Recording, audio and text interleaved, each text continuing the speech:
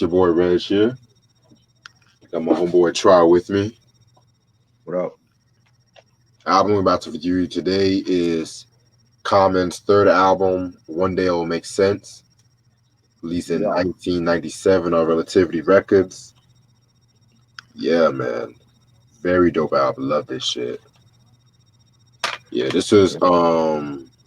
like I said, at the time it was like his last album he had done with No ID before they took like a long hiatus from one another, but that's another story for a different day. Um Singles albums known for are Retrospect for Life, Reminding Me of Seth, All Night Long. And I want to also say Invocation because there was a video for that too. Yep. That and Hungry, like those are some Yep. underground singles as well. Yep. Their producers include Derek Dudley, Common, No ID, Spike Rebel, Kareem Riggins, James Poyster, Why Not, and Duck Infinite. Yeah, man, this is like a more versatile album from Common because in the previous albums it was just mostly no idea mostly on the beat. Now he's having like a lot more input from other people and shit. So that's Right. something interesting.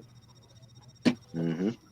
So after the release of Resurrection, he started getting like a lot more popularity and he had gotten into a beef with Ice Cube or the whole West Side Connection to be exact, because of the fact that, on the song I Used to Love Her, he had a song that was like I was too salty when it came to the boys in the hood.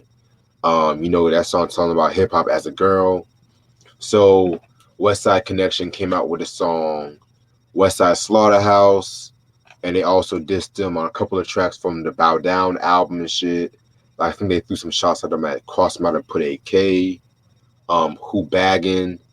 And so Common came out with The Bitch in You, dope, underrated diss track. Well, West Side Slaughterhouse, all of them came out hard, but The Bitch in You, that just put the nail in the coffin and shit. Very dope diss track and shit. But they ended their beef, and they ended up doing the whole Barbershop 3 together years later, which is still crazy as hell. Mm-hmm. But Yeah. um, then also, I think around 96, he had gotten sued by this ska band by the name of Common Sense. And so they Okay. sued Common Sense for the name, and that's how he had to shorten it down to Common and stuff.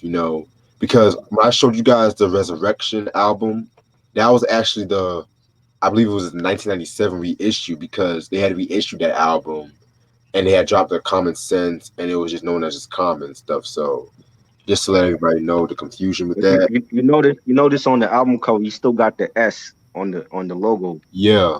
on top of the album. I thought Mm-hmm. that was dope. For real, for real. And Yeah, man. he cleverly put the sense in the album title. So I thought that was dope. Of course. That was definitely Yeah. a very nice touch when he said one day it'll all make sense and shit. So Right. Exactly. yeah. So definitely loving that. Also with this whole album, it was originally supposed to have came out in October of '96, but they had to push it back to September of 1997 and stuff because the whole lawsuit and everything like that. And Right. with that being said, he was getting ready to get like in a major label contract with MCA Records and stuff.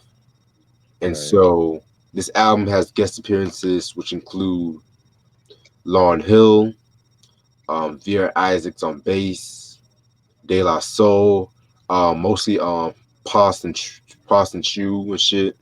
True boy. True boy. Trugor, yes. Yeah. CeeLo, Malik Youssef, who's a poet that's also signed to Good Music. Um, Mm-hmm. Alvin Rogers on sax, Demetrius Kelly on bass, Erica Badu. More on that song later. Black Thought, Q-Tip, Tribe Called Quest fame. Yeah. Um, Shantae Savage, Spike Rebel on keyboards. Lonnie Pops Lynn, which is his father, of course. Alan J. Palmer, Billy Johnson, and Cream Riggins. Yeah, we all know that. Okay. Cannabis. So, yeah, I said cannabis, didn't I? Okay. Yeah, if I I didn't. thought you forgot. Yeah. Oh, okay, yeah, cannabis, in case I didn't say. Okay, bad. Yeah. Yeah, man. So this is probably like the most guest appearances on his album to date and shit. So that should tell Mm, y'all something. Um, very dope album cover. It has a picture of him and his mom's right there, if I believe so. yeah, Yeah, yeah, very dope album cover. Yeah, man, like fucking love that. love that That shit. booklet is like so dope. Like to have like the childhood pictures with him and his mom and his family. Right. Oh Like you man, don't see that in a lot of hip hop albums to these days and shit. yeah, that's so dope. Yeah, man, like Common over here rocking that '90s gear and shit. Yeah. Chi Town, Chi Town in the building. Oh yeah. Like Common and Twister, they bet definitely put Chi Town in the map and shit. I'm just gonna say that right now. Definitely. What I like about Common is that he was from Chi-Town, but he didn't sound like he was from there. Like he, Exactly. you know what I'm saying? Like he sounded like an East Coast cat. You know what I mean? Mm-hmm. Definitely a great lyricist, man. I love his early work. Right. And speaking of Twister, it's kind of crazy too because '94 he was supposed to have came out with his album called Resurrection, but Right. they had to shelve that album because the fact that Common had an album called Resurrection, which we all know became a hip hop Right. classic by Yeah. a lot of people, and so they had to shelve that album. And plus, both artists were from Chi-Town too, so that's interesting as hell. Right. Yeah. But yeah, man. 17 tracks this album has. Let's get this shit started. Yeah. Oops, and I gotta pull up. Let me pull up my notes right quick, cause yeah, man, the punchlines on this album too. We'll talk about that. Oh yeah. All right, so track number one is introspective. That's like a very nice intro as he's like presenting this album towards us and saying like what we should expect from this album and stuff. Love that smooth that jazz beat. I love that shit. Yeah, man. I felt like it was a nice intro that definitely set the pace for this album. Yeah. That was dope. Definitely liked it. He says like I want to take you to the places I've been and to the places that I want to go. And just it sets the tone for the whole album and the sound of the album, and I thought it was dope. Nice little intro. I'm not really big on intros, but I thought that intro definitely fits the album. Yeah, man. I definitely love that shit. Like, if an intro definitely sets the whole tone of the album, they actually saying some shit, then yeah, I'll give the intro a chance and shit. But these days, Right. most intros these days, they always want to have like some overly cinematic bullshit that's not really necessary or some shit. But Right. yeah, it is what it is. And so that's when we'll get into Invocation. Fucking Yeah. dope song. That's actually also one of Common's personal favorite songs from what I've read. Um Oh, dope. yeah. I love the usage of that Jim Ponda sample. Has like that very standard Right. like late '90s boom bap kind of beat and shit like that with them horns and everything like that. This fucking Right. Common going in. I love the line when he says, "Growing into my britches, outgrowing the streets. There's a thin line between war and peace, whores and jeeps. Ignore MCs like beep scribbling freedom on pages. My third eye is like pink eye, seen and contagious." Like Jesus Christ. Crazy. Like this is probably his most lyrical album to date, in my opinion, Oh too. yeah. I agree. His most lyrical album. He was going off. But yeah, man, I fucking love this shit right here. Classic Common, classic No ID. Right. Now, didn't he sample a Stevie Wonder song for this? Not this track, but he Never might did. have. But he did sample Okay. Stevie on this track, on this album. Yeah. I love this beat. I remember when I first heard this album and that's when that song came out, I was like, yo, I love that beat. And the way he was flowing on it and I used to play just like back when I had Napster. For people that remember Napster, I used to like download the instrumental off of there and just like play it over and over again. It was just such a dope beat and real melodic, and I love that bass line and the guitar, the little guitar melody in it. Right. And the parts where he says that's your lady I used to run up in her. and G Weed from a It's a Cold World and Niggas Need Summers. Fire. Fire shit. Like he was just killing it. Like he was like this whole album lyrically he killed it. Like this is one of the best Common albums ever to me. I just think that he was lyrically on point on a lot of these songs, and this is definitely one of them. Like more than that, I definitely agree with you on that shit like that. Like Yeah. he had punchlines for days on this whole fucking album and shit. And Yep. and the video was pretty dope too with him performing with like some band or Yeah. some shit like that. Right. Right. Yeah, man, very dope shit. I love this whole fucking song, man. Like Yeah. then we have Real Nigga Quotes, another Yeah. very dope song and shit like that, where he's just going in on the mic. That was produced by Doug Infinite and stuff, some Chi-Town Hmm. producer who also, Yeah. makes appearance on this album.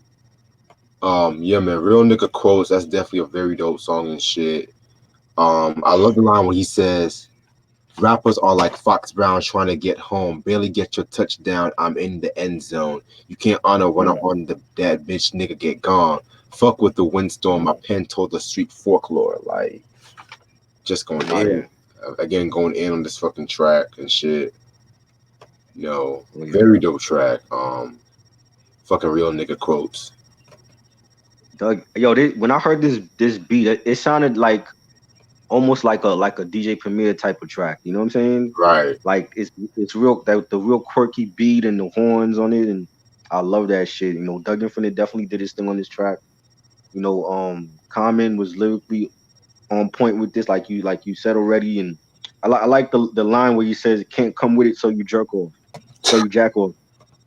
Fire, fire shit, man. Like he was just his punchlines was just like witty and on point on this shit, and definitely a great standout track on here. Yeah, man. Like certain songs, like the songs on this album alone, is very underrated by like common fans and shit. Right. Like on some real shit. So next to know we got is Retrospect for Life featuring Lauryn Hill. Man, that's a very deep song. And by the way, this was the Yeah. song when they used the Stevie Wonder sample. By the way, Okay. yeah, Oh, it's just telling a comment on the story about how this couple is contemplating getting an abortion and shit like that. Very emotional song and shit. Lauryn Hill definitely did a thing on singing wise and shit. You know what I'm saying? yeah. Interpolating the Stevie Wonder. I never thought you'd dream you left that summer. That song, y'all know what I'm talking about.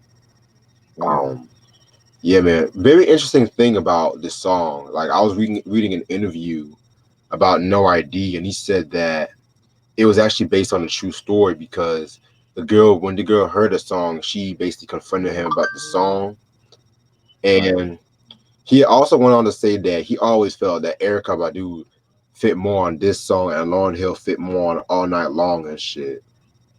That's what, Really yeah, that's what he said. interesting. Interesting. Yeah, and I have something. I don't know. Oh, go Yeah, ahead. bro. Now I was saying that I think Lauryn Hill killed it. I didn't have a problem with Lauryn Hill being on this song at all. Same. You know what I mean? I mean Erica is a great she's a great singer. I don't know if I like her on All Night Long. I think she was dope on that too. Oh yeah, You know. facts, man. Cause But like see, like when I was hearing this song, like I always thought it was about Common because Common he had his first child when he did the album, right? Like, or she was like born after. I believe so. Yeah, Yeah, I definitely believe so. But yeah, it's a lot of fun things about that song. 'Cause I always thought he had his first kid around this time, but I know it was right, based on somebody else, though. right. Yeah, I thought it was always about him because I mean the album is a personal album for him, and what he's talking about different things that went on in his life, and when you look through the album booklet, you see all these personal pictures with him and his mom and his family. He got his mom on the cover with him when he was a little boy. So I always thought like the story was about him because I remember reading I want to say it was in the Source magazine at around this time that little girl at this time, like his first kid, his first baby mama. So I always thought it was about like him, but like kind of like about him, but not directly about him. You know what I'm Right. saying? Like the lyrics in where he says like having a child shouldn't have to bring out the man in him. You know what I'm saying? And then he says next time I'm gonna use self control instead of birth control. This $315 ain't worth your soul. And it's a definitely a personal song and you know a deep song with a message. About all of the fathers out there. Be a father to your kid. Don't be a deadbeat. You know what I'm saying? And I always thought it was about Common, like, but I think it's a great song. I love Lauryn Hill singing on the chorus. It's a real melodic track as well. And uh, I remember seeing a video for this. They used to play the video a lot on Rap City, and I think it's a great song. Yeah, man. Like you can definitely tell the transition from this album, from Resurrection, just by the maturity of the topics. This is like his coming of age album. I'm gonna say that in my opinion. Yeah, oh yeah, Now we get to fucking getting down at the amphitheater featuring De La Soul. right, Fucking dope song right here, man. Like yeah, I consider this like the sequel to the Business from the States High album, which is a right, classic album, of course. Um, just has that b boy, that new East Coast, like New York kind of vibe and shit like that. De La right. Soul definitely did that thing. I always love it. Their chemistry with Common. Me personally, I want to say Dove had the best verse on this album. I mean, on this song and shit. Um, And so, when he says shit like, get your dirty paws out my bowl, your hustle's too old to deal with the shuffle, you exhaust me like a muffle, getting zapped and zapped in the duffel. Came to the set splash, no rollie on the wrist. To hell with the guest list. We all up in this. Like, they just all go in on yeah, this track and shit, you know what I'm saying? yeah. Um, yeah, man, they all did it, definitely did their thing, but I always felt Duff had the best verse and shit. I like Pasta Noose verse. Like when he starts off and he says, I was the one who had to kill Wackness, so I have to do a bid. I was 12 years on the mic before parole with Tommy's kid. Thought I was dope. They all killed it. True Boy killed it. Common killed it. It has like a 70s esque type of disco beat to it. Right. Love that shit. Definitely one of the best tracks on this album. I wish they had did a video for it, but this is definitely dope. And they both, like you said, like they've collaborated on the Business off of the Stakes is High album, classic album from De La. Yes. That was 96. They're both native tongue relatives, you could say. Like Common is like a native tongue cousin to the Hmm. group, you know what I mean? So definitely a great collab. Right, man. And it's kind of crazy because people always want to say De La don't always have them lyrical song. They're always on that, backpack, which that backpack rap, which I hate that moniker and shit Right, like that. But I just play right. them shit like the Business or getting down at the amphitheater and shit. Mm-hmm. They really can really go in when they want to. That's all I'm saying on Oh that. yeah, definitely. Yeah, man. Then track number 6, we got this Food for Funk, which Yeah, again, it's another. It's a pretty cool, solid song. And shit. Not one of my favorites, but yeah, that beat definitely going in on that beat. Yeah, man, just really definitely going in on this track. yeah. This was a dope beat. I like it. The lyrics where Common says some niggas get on the mic and be sounding like dykes. Allow me to get on the mic and bust like Spike Lee. Thought that was dope. Yeah, that's a dope song. Definitely a dope song. I was expecting like when I saw the title and it said "Food for Funk," I was expecting he was gonna throw in like some food references, but uh, I didn't get that. You didn't get that on this track, but it's definitely a dope song. Yeah, I definitely agree. I definitely agree with you on that and shit like that. Food for Funk. Um, Yeah, then we get track number 7, God, Gaining One's Definition, featuring CeeLo. Man, this was a pretty cool song. I'm not gonna yeah, front, but I always felt like it kind of fitted more on maybe the Still Standing album Right. and shit. Like again, dope song. I love this song. You know, Yeah. this common questioning. I think when I got from this song, he's questioning like religion and who Yeah. are we when it comes to like religion, truth, and God and stuff like that. But I Right. just felt like it always felt more in tune with Still Standing. 'Cause I just felt like Stilo definitely stole the show on this track. You know? Oh, you feel like it would have been better on the Goody Mob album? Yeah, the Goody Mob. I feel you. Yeah. Yeah, I feel like that because I mean, like Common, he don't. Uh, I don't know if it fit this album though. You know what I'm saying? R- Well, it kind of does, but it kind of don't at the same time. Mm, I just want to say, right. like the subject Right. matter was. Yeah. Oh, go Yeah. ahead. Go ahead. Nah. I was saying. Yeah. I mean, it was it's a deep song. Like the lyrics that CeeLo was saying on the track was deep. You know what I'm saying? But it wasn't one of my favorites. But I mean, like I get what Common was saying. Where he says, some say that God is black and the devil is white, while the devil is wrong and God is what's right. You know what I'm Right. saying? And I like CeeLo on the chorus, and he always had a dope voice when it came to singing. And he can rap too. You know what I'm saying? I think people don't give him credit for that. Like that he can True. rap also. But yeah, I like the pianos on it. It's a dope beat. It's not really one of my favorites, but yeah, I could see what you're saying. That I think it would have been better if it was a Goody Mob album featuring Common. That would have been better. Right. Yeah. Right. And shit like that. I think Hmm. CeeLo plays piano on this track too, right?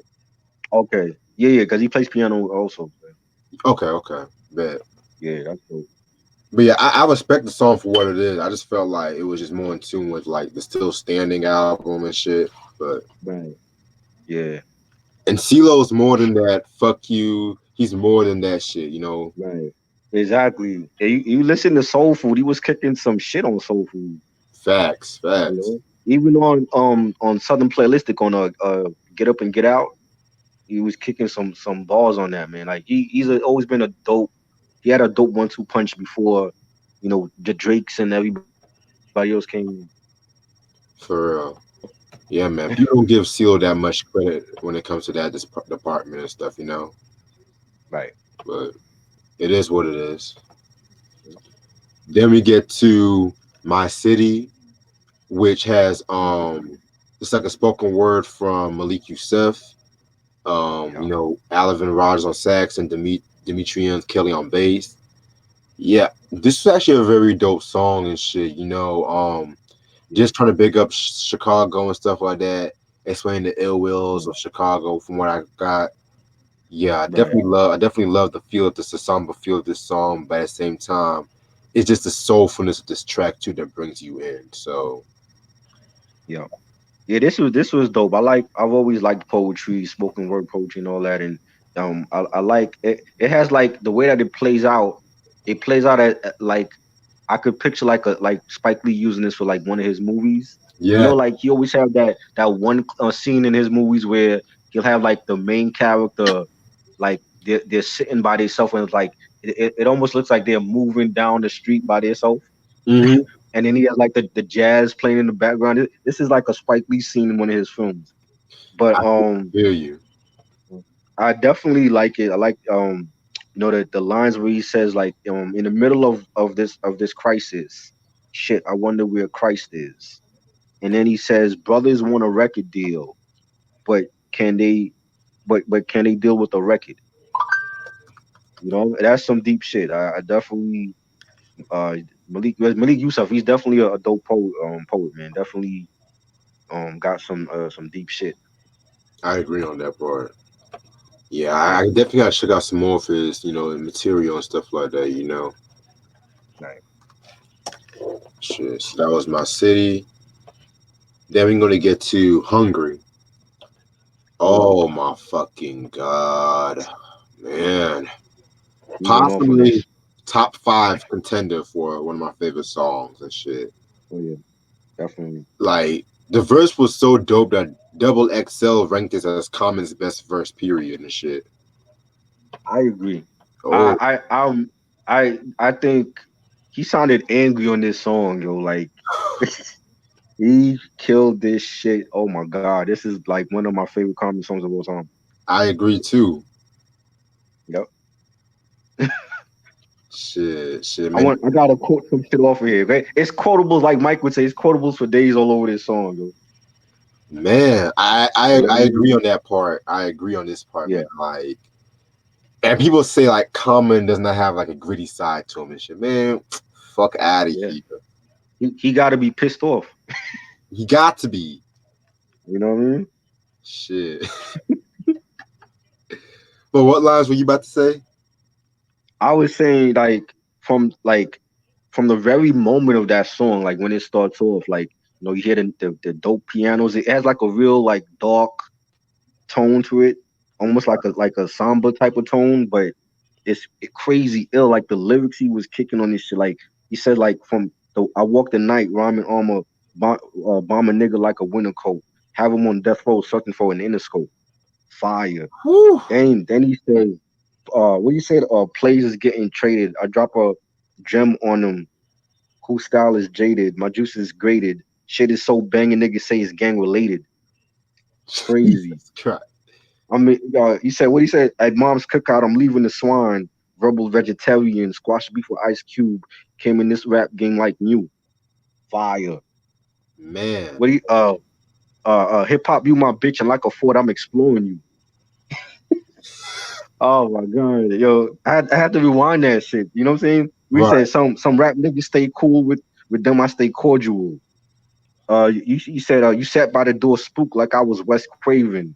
You need to do more delete and less saving. He killed this shit. This is one of his best songs lyrically ever. I And his agree. whole this I agree. definitely love this song. I like the video too, cause they didn't play the video that much because it's only like 2 minutes long, but this is definitely one of his best songs lyrically ever. For real, bro. For real. Like, I feel like this song never really got the. I feel like if it was maybe like a major single and shit like that, it'll probably got more buzz and stuff. But Yeah, it is right. like it is what it is when it comes to this shit, man. It Because was he was too lyrical at the time. Like if he had dropped this on YouTube, it would have got a lot of views. all right, right, You know what I mean? It was too lyrical for radio, but he definitely killed this shit. for real. Like, don't need to rob banks with dyke bras to set it. I levitate to the occasion, lounge like a lyricist. Yeah. Man, like I said, we can go on and on for these like every lyric, every line is a punchline and shit like that, man. Crazy. I like the hip hop you my bitch and like a Ford I'm exploring you line. I was like, oh shit. I Shit, gotta rewind that shit, bro. I agree. So that's all fucking hungry, man. Yeah, too damn short. That's the only issue. Too damn Yeah, short. yeah, for real. All right, track number 10. We got All Night Long featuring Erica Badu.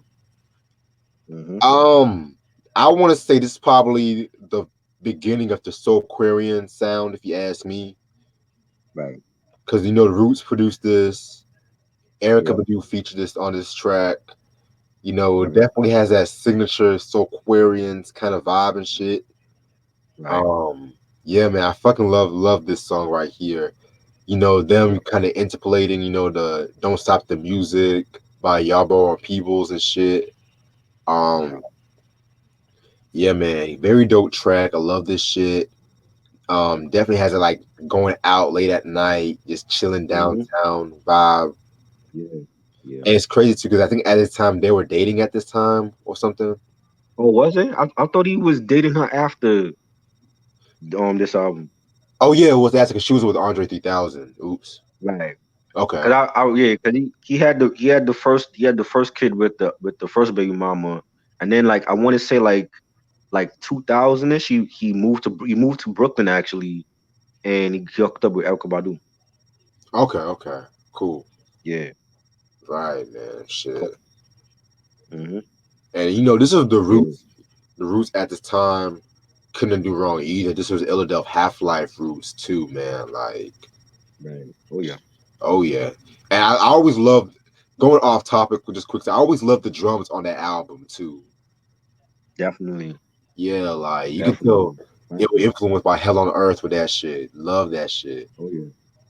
Classic album. It's my favorite album from them, possibly. Oh yeah, definitely. And yes, it's always that one and Things Fall Apart for me. It's always those two I love. Yeah, things fall apart. That was cool too. You know what I'm saying? That was cool, but man, it's feel like if it's not things fall apart, then I would say, do you want more? Because that album right there, Mhm. way ahead of its time. If you ask me and shit, like it just picks up where Desert Sonic left off, in my opinion. Right. But yeah, after That things fall apart, it kind of gets a little. It was still good, but it gets a little shaky and shit. you get shaky. Yep, I agree. But Chronology, I like Chronology. I know people don't like that one, but that was a dope album. It was slept on. Oh yeah, Phonology was cool. I definitely agree with Yeah. you on that. But after that, it was like, well, Game Theory was decent too. So I'm not gonna shit on the Game Theory. That was a decent album also. That also got slept on. But after that, it was like they got shaky. Yeah, Game Theory, Rising Down, and Undone. Those are like my Mhm. favorites when it comes to ladder roots. But when they dropped that one album in 2014, and if you don't shoot, whatever that shit's called, Right. that was like Oh, trash. he said something about I shot my cousin or some shit. Yeah, yeah, Yeah, that shit was trash. yeah. I didn't like that one. Yeah, man.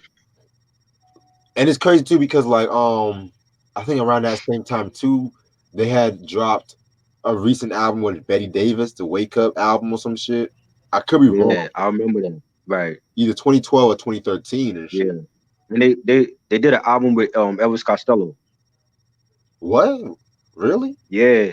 Yeah, that was I want to say that was 2014, 2015. I heard it. I heard it. But I mean, I'm anything the Roots do, I'll check out because I've always been a fan of this. Yeah, they did an album with Elvis Costello and he actually came on the Jimmy Fallon show and performed it with them.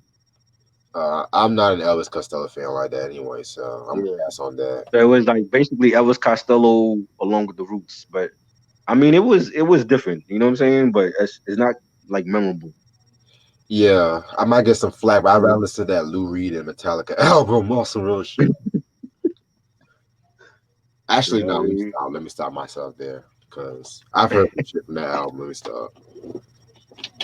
But yeah, man, fucking all night long. Yeah. Great track. Like you said, it has a nighttime vibe to it. It's like could be like at a lounge or a bar drinking, and they throw this song on, and you could vibe to it. Love the production from Questlove, and it's real jazzy. I like the bass line. Um, nice singing by Erica. You know that the I like the line that Common says where he, in the beginning of his verse, and he says locked in this grid like a Tupac tale.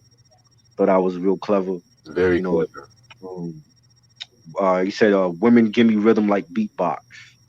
That was dope.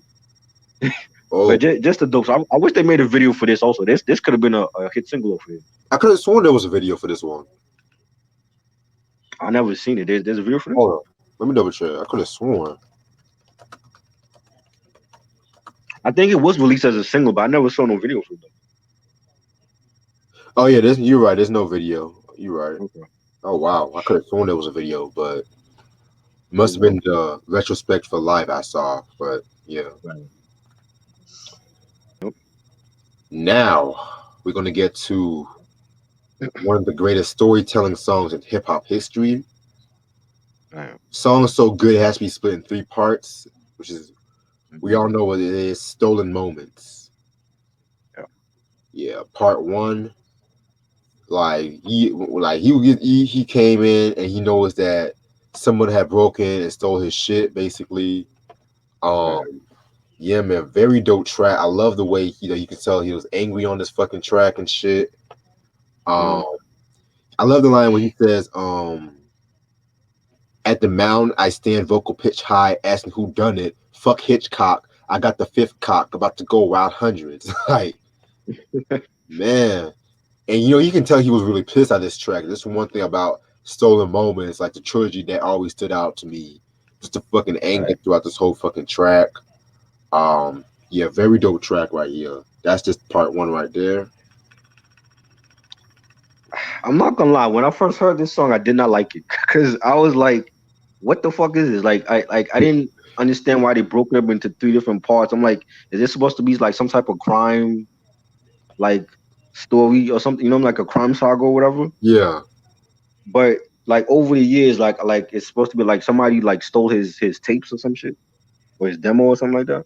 like basically stole like a lot of the things, basically. Right. Yeah, And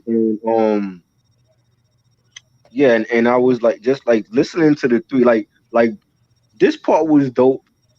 Where he says there was a Hardy Boy mystery I was trying to solve. Can't understand who the fuck was involved.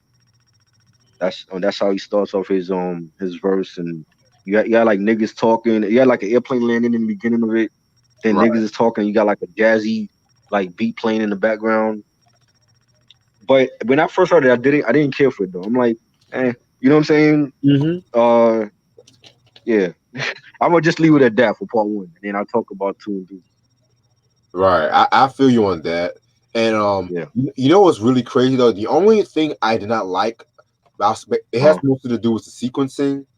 The fact that they split right. up the part three and part two. You know, they have one too many between that. Right. Yeah, Yeah, I didn't understand that. The sequencing, I'm like, why didn't they just put it all together? Why is like one too many in between the story? I don't get that. yeah. If that was one gripe about the stolen moments, that's probably the only thing I would say. I just want to get that out there right now. Right. Shit, Yeah, that's weird. I don't understand that at all. for real, but uh, it is what it is on that shit. But Yeah. then it all leads up to part two. You know, part two Hmm. features Black Thought basically, and on this name he Right. goes by Tyreek basically. The fucking strings on this album, the beat was very dope. It sounded like something that would have been on something from Ruckus Records. I want to say like a Sound Bomb and Two Right. and shit. Yeah. You Hmm. know, Common going further in the story, and you know it has Black Thought on the outro saying, "Hey, suck a nigga, whoever you are." Which I'm gonna say Right. my thoughts on that when we get to part three. Right. But yeah, you know, he just fully going in on the story and shit like that. You know what I'm saying? They talking about how they stole his Alpha Bailey jacket and shit like that. And Uh, you know, they said niggas getting smoked out, you know what I'm saying? So yeah, man, you know, he had dishes that he didn't fucking wash yet, to be real with you. right. Yeah, and he's trying to figure out who done it and stuff, but it all comes together when we get to part three. So yeah. Right. I think I prefer this beat on part two than on part one. Like this beat, that beat is fire. I feel like Black Thought wasn't used right. You know what I'm saying? Like he could have had a verse on here, and all he's just doing is like, oh, saying, oh, hey, sucker nigga, whoever. You know what I mean? I'm Right, like, but that's not even from your album. You know what I'm saying? So that's more for Q-Tip on part three. You know what I'm saying? Like that was he was used properly for that. You know what I'm saying? Like right, if you're gonna use Black Thought, at least get a 16 ball out of him. You know? pretty much. But I didn't. You know what I'm saying? I feel like the beat was dope. I didn't. I feel like Black Thought was misused for this part. I think he could have had like more involved in the song, than just saying those words or whatever. Right. You better not say that around these Black Thought fans and shit, because you know everyone's a Black Yeah. Thought fan after that whole freestyle he came out with and Oh shit. yeah. I've always been. I've loved the Roots, but I Same. just feel like if you're gonna use Black Thought on your album, you should have a like at least 16 bars. I don't feel like you should just be saying that on a storytelling track or whatever. Like it's bad enough the sequencing is got fucked up. You know what I'm saying? But you have Black Thought on the song. People is expecting him to spit a verse, not just saying that. Right. You know, yeah, I feel you You on know, that. Trust me. especially over a dope beat. If that beat is dope, we would have killed that beat. For real. Like again, but you know what I'm saying? Like even like if he would have spit a track, you know, on some other tracks on this album, because he done some work on this, but Right, yeah, man, like we get what we deserve on this track, you know what I'm saying? right, Shoot. Alright, so yeah, that was fucking Stolen Moments Part 2. Then we have like an intermission and we get to One Too Many, which right. features Duff Infinite, Yeah, which the track alone, One Too Many is a very dope track. yeah. I'm not gonna lie, but it would definitely have been something that I would have put after Stolen Moments 3 and shit. Or before this storytelling track. Exactly. Like it could have came right after All Night Long, and then you put after One Too Many, then you put the Stolen Moments 1, 2, and 3. Ex- You know what I mean? Like I don't like this. They gotta they yo you gotta know like this they fucked up the sequencing on this album because it doesn't make sense. I agree. I definitely agree with you on that. You know what I'm saying? And for this song, like I actually this was the first song I heard from this album before it came out because Stretch and Barbito they played this song a lot and I love the like the beat. The beat has like a if you remember the Smurfs, it has like a Smurf Village type of like feel to it. You Yeah. know, like when you watch the Smurfs and the Smurfs would be La like in la la. Smurf Village.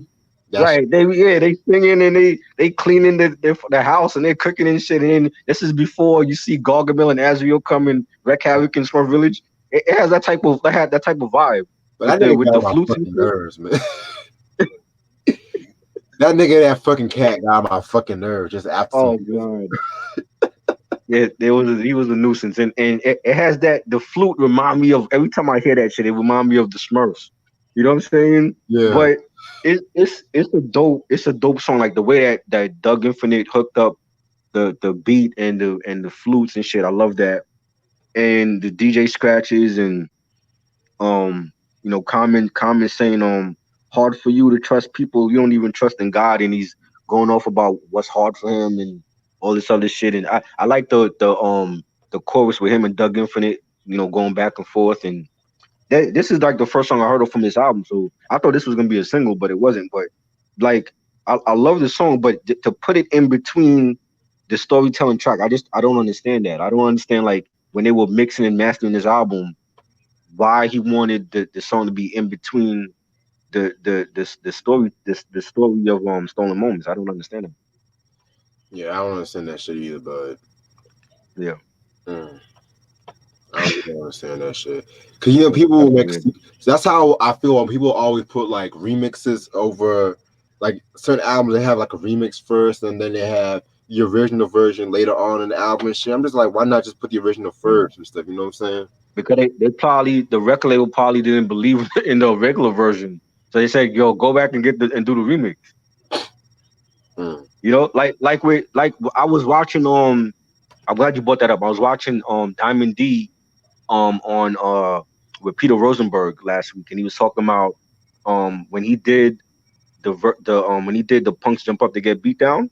Yeah, He did it's three different mixes. The video version that everybody loves, and then you got the remix, and then you have the album version, and everybody prefer the video version. of You know what I'm course. saying? And even he said that he was mad that the video version wasn't on the album because when you hear "In God We Trust," that version ain't on it. Exactly. You know what I'm saying? Yeah, I know what So you mean. it was like they did shit like that back in the '90s. It'd be like you get that you hear the remix version from the video and you thinking it's on the album, and then when you get the album, it's not the same version. Yeah, cause You know? people always wanted to do the exclusive shit on the album to raise more sales for the album Right, too. right. So that could have been what it was. It's just like I don't understand that at all. But that's also it was another marketing scheme from the record label where you have to go out and get the cassette maxi single or the CD maxi single for the remix. Right. You know? Shit. But yeah, it was a marketing scene. But some certain songs, like certain remixes, fit better Yeah, than the album than the original most of the time. exactly. Yeah, I agree. I agree. Definitely. That'd be the most bullshit part.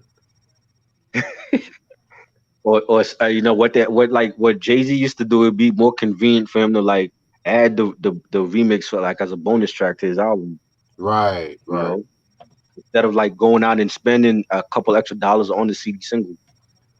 I agree. I definitely agree with you. You know, Yeah, and that's fucking one too many. Now we get to Stolen Moments Part 3 featuring Q-Tip. this is real confusing, right? Right. We're back to And part three of this story. yeah, this is probably my favorite song off this album, to be real with you. Um, Yeah, as he's like fucking putting all the pieces together, find out who could have done it and shit like that. Like I right. definitely love the line where he said, For him to have done it, a babysitter in a car he would need, the strip abroad, my TV and couch, she couldn't carry it. Unless some nigga help, and that's who she'll get buried with. Yeah. Shit. And then once you get to the ending of the song and stuff like that, he finds out that the dude he was rolling with set the whole thing up from what I've looked up. Cause the last Right. night he said a nigga who did it popped a tape in the deck. And Right. so it ends off with, the samples of, The King of New York and Scarface and shit, both dope Right. movies and stuff. Oh yeah. And then I also love how Q-Tip is saying, "Hey sucker nigga, whoever you Oh yeah. are. Hey sucker." Right. That fucking beat too. Oh yeah. Oh, no idea definitely did this thing on that beat. Right. Yeah. Very dope Yeah. track. Kid. Mhm. Yeah, love this track right here. Like Q-Tip was used right because the actual words he's singing is from the Midnight Marauders album, "Sucker Nigga." On that song, they're saying the same thing. Hey, sucker nigga, whoever you are. I love that track off of Midnight Marauders, by the way. You Same. know, so that it fits more for Q-Tip to say that than Black Thought. If you have Black Thought on your album at that time, you have to have a hot 16 bars from Black Thought, not just saying that shit. I You know what I'm agree. saying? I just feel like he was misused for that song. You know what I'm saying? And it felt like it was rushed to me. You know what I mean? But Q-Tip coming in and doing his part on part three was dope. I still don't care for the track, like the whole. I feel like the story uh it just felt rushed. It don't feel like it was done properly. Like he could have did the whole story properly, and the sequencing could have been better.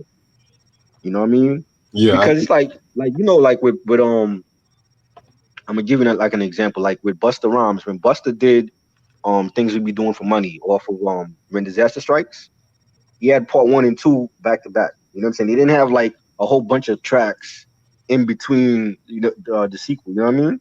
right. So it was like that like how Buster did it. That's how Common should have did it. Like if you're gonna have like a story and you have like sequels of that story on the same album, you got to do it back to back. You can't just do it where it's like one and two, and then you have another song that has nothing to do with the story, and then you come back with part three. The sequencing is just bad for that. Because then it will You know be, what I mean? Like it'll be right. Like I think Redman did the same thing on Malpractice where he had Superman Lover. What was it? I think like part five and six or part four and five on there, yeah, like back to back. That's how you got to do it. You just can't have like you're telling a story and then you have one and two, and then you have like a album cut in between that story, and then you come back with part three because it just seems sloppy to me. You know what I mean? yeah. I know what you mean, bro.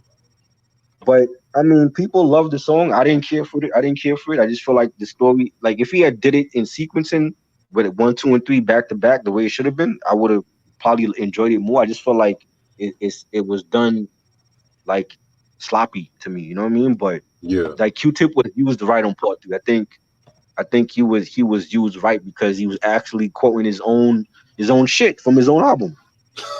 You know what I mean? I mean, right. you gotta understand, like the Roots was big at that time. Like Black Thought was still considered one of the best at that time. So if you have Black Thought on your album during 96, 97, you got to get a hot verse from him, not just saying that. You know, Right. that's my only like thing I didn't care for the song, but other than that, I love the beat for it though. Yeah, man. The whole Stolen Moments trilogy, man. I just feel like that's some of Common's best work. But understand your opinion on that shit. You know what I'm saying? Right, right, right. Yeah, it was something different for Common because he doesn't like. Well, I don't want to say he doesn't do stuff like because he has other storytelling tracks, but at the time it was something different for Common. Right. Definitely something way different Mhm. from Common. Which we'll talk about Yeah, that after the release of after the yeah, review and stuff. yeah. So another speaking of different, making a name for ourselves featuring cannabis. This Ooh, was a collaboration I was kind of skeptical about on some real shit because right, when I think of Common and I think of cannabis, it's like two are different worlds. Common's more right, on that social conscious tip. Cannabis is more on right, that battle tip. But I feel like this song is definitely a highlight of this album. Even if I'm not Right. the biggest cannabis fan, sorry, Hmm. not sorry, but yeah, I mean, I like cannabis, but there's some things I just have a gripes about. That's all I'm saying. Right. Yeah. Yeah, man. Um. Like, I love the line where he says some shit like,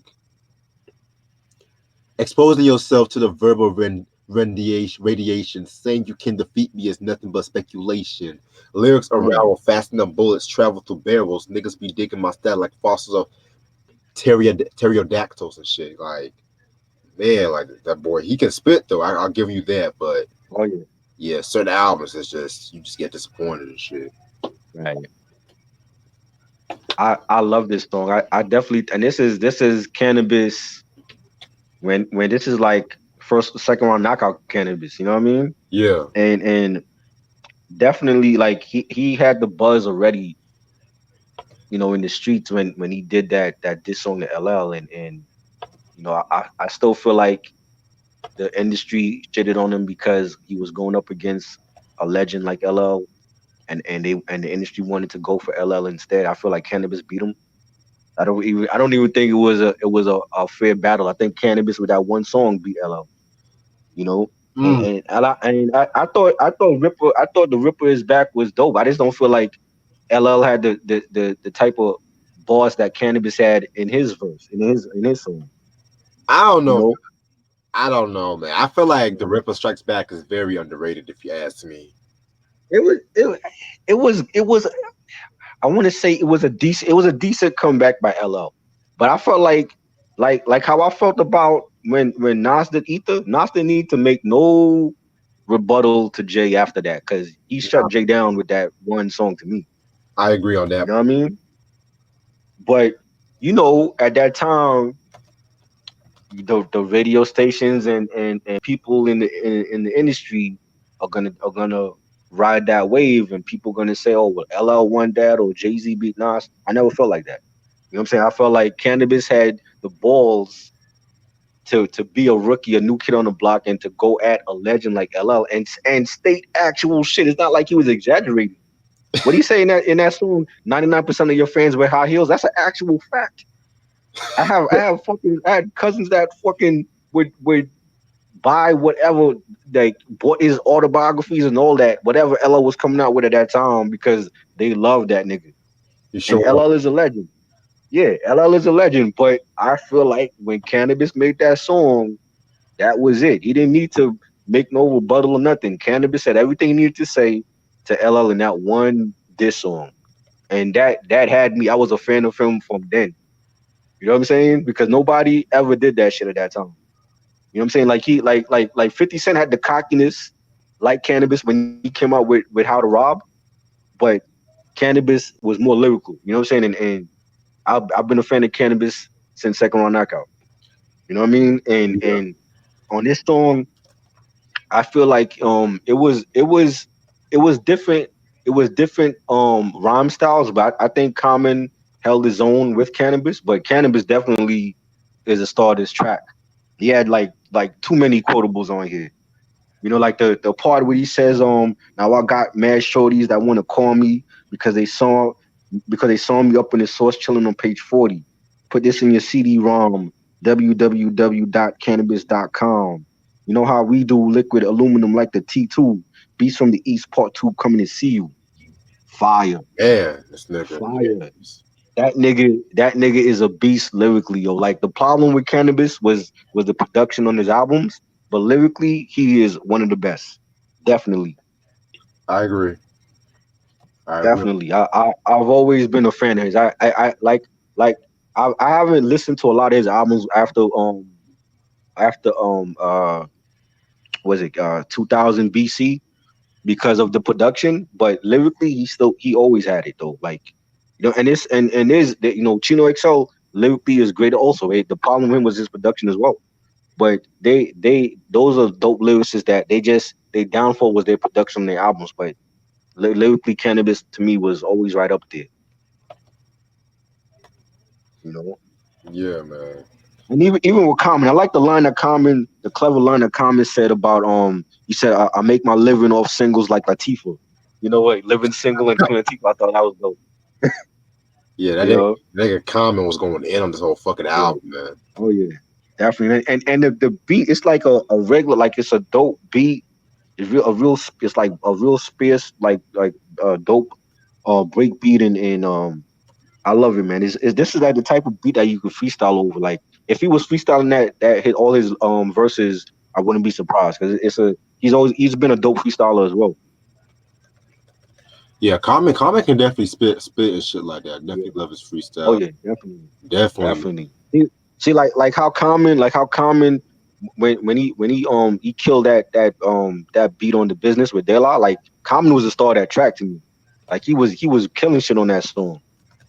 I agree, man. On the You business, know? you talking about the business or this album? Yes, love that. Fucking business, man. He definitely went in on that fucking track. Um, Oh yeah. even the song he did with Sadat X 1999 and shit. That was another dope track. Man, I love that. Yeah, man. Love that shit. For real. I need to get that sound bombing too and shit. I need to get my hands on that. Man, out of print, man. For real. Whole Ruckus collection. But at least it's not Yeah. expensive. It's not Just about everything is out of print on Ruckus. right. Crazy. Alright, man. That's fucking making a name for ourselves. Then we Right. get to track 16, reminding me of Seth. Oh, Mhm. love this track. This was actually the first song Mhm. I've heard from the album. And Yeah, same. yeah, man. But this is the first video. This was the first single from the video. This is the first video I saw from the album. Yeah, cause yeah, this was the lead single and shit. Yeah. Yeah. And like to be honest, like I didn't care for it though. I was like, cause I remember Common coming off of Resurrection. I'm like, yo, Resurrection was such a dope album. Then he comes out with this. I'm like, I don't like this single. You know what I mean? But it had to grow on me like years later because like after hearing everything else on the album, I'm like, yo, the album is dope. But like this as I wouldn't have picked this as a lead single. I actually would disagree with you. You Like like it? I respect your opinion, but I disagree because Right. as much as Resurrection, it had to grow on me because when I first heard Resurrection, I Mm, liked it, but it didn't really do a lot for me. Like besides a couple tracks like I Used to Love Her, Watermelon, Resurrection, so on and so right. on. I just felt Right. like I liked it, but it didn't really do that much for me. Then I heard Right. One Day It'll Make Sense, and I was just like, okay, yeah, this nigga was going in and shit. Right. And then over the years, I've came to appreciate Resurrection more and more.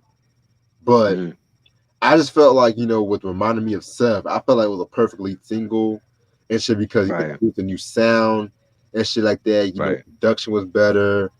Um, by the way, the chick singing is Shantae Savage, by the way. Yeah. Yeah. I forgot her hit single back then. I had it on cassette single, but I forget the name of it though. Yeah, I'm on Wikipedia right now. Hold on, I got you. Yeah. She dropped an album 96. Yeah. Baby Drive Me Crazy. She had I Will Survive. I Will Survive. I think that was the one. Yeah, that cover song she did with Yeah. Gloria Gaynor and shit. Right. Right. Yeah, I never heard of her, but Hmm. yeah, Yeah. she She dropped I think she dropped only one album, but she was like underrated though. Like she went under the radar. You know what I'm saying? But mhm. it's not a bad song. It's groovy. It's a dope song. I think he's talking about his friend, right? Like his friend got killed or something. Yeah, it's from Seth. Yeah, because he mentioned Seth on the album more than once. So um, it's dope. I know it sounded like it was more like radio friendly than anything. But I mean, I don't know. I just felt like out of all the bangers on this album, I was like he could have had like Invocation as his first single. You know what I mean? Or One Too Many was the actual first song I heard from this album. I thought I was gonna be a single too. Yeah, man. Invocation would have been a perfect first single, and then Right. if you would have followed up reminding me of Seth, then I can see where definitely Right. you're coming from. Yeah. Yeah. Yeah, but at the But same, it's cool. I like it. The part of the song where he says like, "Me and my lady rock the same outfit. My niggas be fucking girls that she hang out with." Thought that was dope. You know. Right. And Yeah. I know you've heard the Roots remix of that track, right? But it Yeah, there's a Roots nah, I remix. never heard the remix for this. Oh man, I've heard it a while back ago. I love that shit. I'll send it you. I'll send it to you and shit. All right. Cool, cool. Yeah, I think you'll like the Roots remix if you ask me. I think you'll Yeah. like it. Yeah, the Roots always did like some dope remixes, even for their own albums. Right. Yep. You know, Yes. like the remix they had for Silent Treatment. I love that shit. Ooh, my nigga. Yes. That shit was Woo! bananas. Man. You know. They also did I think they did like the Proceed remix, but I think they mixed it with a Roy Yeah. Ayer song. I think it was Searching. Yeah. Ooh. That joint is good. Even the Beat Miners remix for Proceed, Yeah. bananas. Like the Roots and the Beat Miners together. Yeah. Yep. Definitely. Wow, hip hop heads would be happy as fuck if they did some shit I together. wish the Beat Miners had did some stuff for the Roots like in their prime. You know what I mean? Yeah. Like for Things Fall Apart or something. Well, like for Philadelphia, that would have been crazy. Right. Especially considering the work they were doing on the Shining album and the Nocturnal album Yeah. too. Exactly. Yep. Oh, that would have been heaven right there. Ooh, Hell yeah. my Hell man. yeah. Also, Oh yeah. a little one more thing I was going to say. One more thing I was going to say. Mm, Yeah, use that classic Patrice Russian remind me of sample and stuff too. So right. Yeah. very dope. Which That's a lot of cats around that time were using Patrice Russian samples, which was dope as yep. fuck. Yeah. Yeah. But Will Smith, man, But he made it popular again. even before Will Smith, Mob Deep with Temperatures Yeah. Rising. Right. Right. Yeah. True. Yeah. In my Yeah. opinion, I feel like they did it better. They did it the best and shit, in my opinion. Oh yeah. No doubt. Temperatures rising. That's always been a classic song. For real. But the Will Yeah. Smith Miami joint, that was dope Yeah. too. Yes. Which we gotta talk about Big Willie style one day. We Oh gotta yeah. talk about that. They just got to put some respect on Wilk. I feel like they shit on Will because he went Hollywood but he came back and actually made a dope album when he was still Hollywood. Facts. Yep. You know, Ice Cube can't say that. Ice Cube have no good albums when he went Hollywood. Now that there's LL. Wait. So you wouldn't say like Mr. Smith because technically he did go Hollywood. Well, yeah. No, but I mean, did he go full Hollywood when Mr. Smith came out though? I mean, he had a few movies. Then he had the sitcom In the House and shit. All right, okay, we'll exclude LL because Mr. Smith and the Goat were dope, Okay, you I'll give. know. But Ice Cube don't have no solid albums when he went Hollywood. Yeah. Besides raw footage, in my personal opinion, but I see what you're saying. You like raw footage, Yeah. right? Yeah, man. Like, You're the second person today to tell me that because this other cat on Instagram told me the same thing that he thought raw footage was dope. oh yeah, like it's not perfect, but if you want like political Ice Cube, that's the closest thing. Like the way how we always praise American Gangster for being the closest thing to Yeah. Reasonable Doubt. That's how I feel about the angry political Ice Cube. Raw footage, the closest I, we'll get. I don't want to say I meant to say Ice Cube to me don't have no dope albums in the 2000s because like he went Hollywood a long time ago. So even with the Predator and Lethal Injection, he was already Hollywood. But I wanted to like in the 2000s, I didn't like none of his albums. Oh yeah, I can respect your opinion on that because Yeah, War and Peace the Volume Peace album was 2000, but that really should have been 99 because that for whatever reason they delayed it till 2000. I don't know why, but You talking that about should have War? came out with War and Peace. The Peace one came out in 2000, but that should have really came out with the War album. I always thought he did that because next Friday was coming out. He wanted to promote that movie and the album and shit. Right. Yeah, but the album was I don't know. 'Cause they said it was delayed for a year, so maybe that's why it came out in 2000. yeah, that album was trash, man. I actually like. I thought that was his last solid project. Like I like the War album more than the Peace album, but the Peace album it has some like a few joints on it. Yeah, I respect your opinion, but But I like. I mean, if I had to pick, I'll pick the War album. Though. I like the War album better. yeah, the War album at least had more decent tracks and shit. Yeah, I, yeah, Yeah, but I need to talk about the Ice Cube albums one day. But oh god, Yeah. Well, yeah, we got to put some respect on Will because Big Willie's been getting a lot of hate for years, and I don't understand why. And I've always been a big fan of him and Jazzy Jeff, so we definitely got to do like a discography for them, or talk about like one of their albums or something. oh yeah, most definitely and shit like that. We can You know? definitely talk about Big Willie style sometime this month. Yeah. I just Oh gotta yeah. get some stuff out the way because it's gonna be like a busy month for me as well too. Right. No doubt. But yeah, I'm definitely down. When we talk about Big Willie style. I'm definitely down for that. Yeah, for sure. Yeah, man. Like shit. Watch niggas be mad and shit talking about this pop shit, but fuck it. Hey, man. Hey, I can probably say that was the one celebrity that I met in life that I was starstruck when I met him. Oh, Him you and know Jada. what? So yeah, I met him and Jada in 2006 September. It's actually of this month. It was September 2006. I met them. Oh wow, that's what's up. Yeah, and they had like like at the time they had Willow and Jaden. They were like still like babies. They had them with them. So Oh, I was starstruck as a motherfucker. Like you know what I'm saying? Like I couldn't believe it. that's what's up. That's what's up, man. Like, You were know? they like nice in real life or what? Yeah, they were cool. He came over. Gave me and my homeboy a pound, and Jada said hello to us. They were real cool. They had no security with them. Just a family outing by themselves, and they were real cool. That's what's up. That's what's up, man. Yeah. Shit. You Yeah, know, some man. celebrities can actually be nice to you in person. You know what I mean? Oh yeah, because some other celebrities, man, they Yeah. can be assholes and shit. I've heard like stories like about Nas not being well at the time. I don't know how he is now, but at many years ago, I've heard stories about like people meeting Nas and he wasn't like friendly to them. Yeah, I've heard You stories know? about that too. I've heard stories about Eric Sermon too. Oh wow.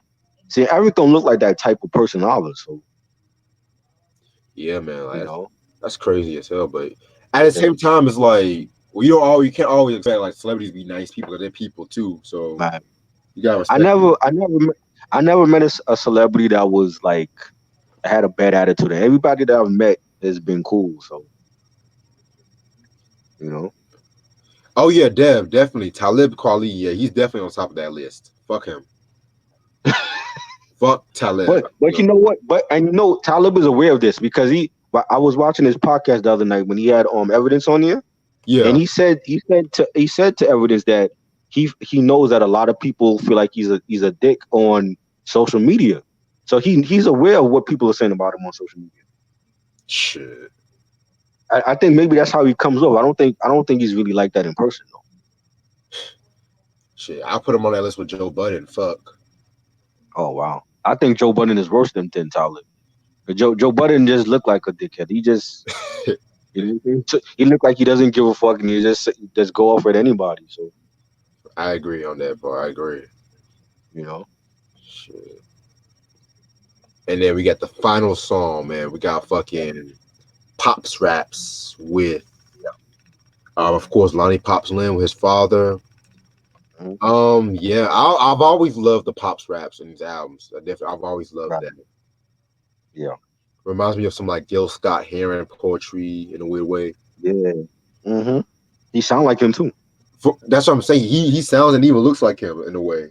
Yeah, I never seen Common's pops. Like he looks like him. Yeah, I saw one older picture of him. I think. Mm, Yeah, okay, yeah, man. yeah, Like, like him talking about like the he's about to be a grandfather, and he's talking about the album coming out, and I thought it was dope, man. It sounded like Common just told him to get on the mic and just say whatever comes to your mind. for real. Like it Yeah, kind of reminds me of the whole Papa Wu in a weird way and right, shit like that. right. Yeah, man. Papa, Like Papa will be dropping knowledge, so you dropping gems on niggas. for You know what real. I'm saying? And Like he's actually on um he's on episode 1 of the Wu-Tang American Saga on Hulu. yeah, I saw it. Yeah, he's like a little cameo from on here. Damn, man.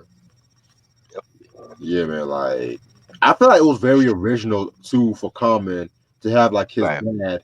his dad on this album and shit, because hip hop has Yeah, always had that mentality about the father always rocking out on the rapper and shit like that.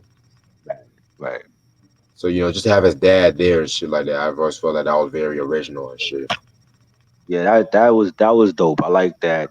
And even going back to like Illmatic when Nas had his pops on Life's a Bitch, playing the was it the saxophone or whatever? Yeah, some shit like that.